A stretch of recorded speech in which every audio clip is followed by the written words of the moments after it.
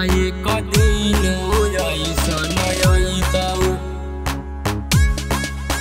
जान छोड़ के चली जइबौ गे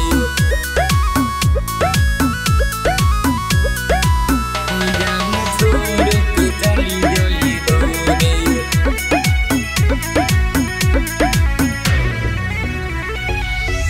दिहल तोरो जखम गे पगली अब नाही सहबौगे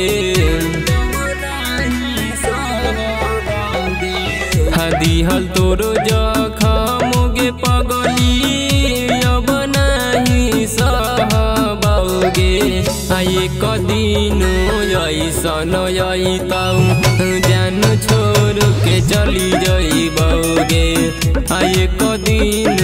ऐसन अइतौ जान छोड़ के चली जइबौगे आए कदिन ऐसन अइतौ जान छोड़ के चली जइबौगे चली जइबौगे तोरे चलते होई गेलियौ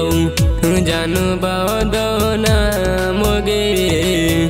गौआ समाज हँसई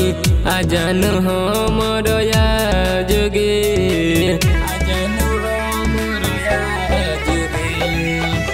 तोरे चलते होई गेलियौ जान बदनाम गे गौआ समाज हँसई आ जान हमर याज गे आजी भर के देखली है हमर चेहरा बागे आए कदिन ऐसन अइतौ जान छोड़ के चली जइबौगे आए कदिन ऐसन अइतौ जान छोड़ के चली जइबौगे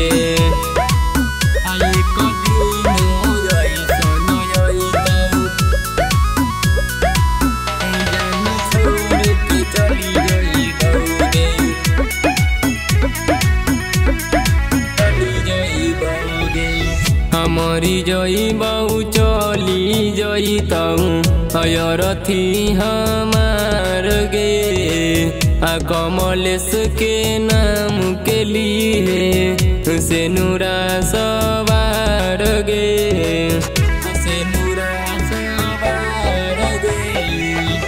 मरी जइबौ चली जइतौ अयरथी हमार गे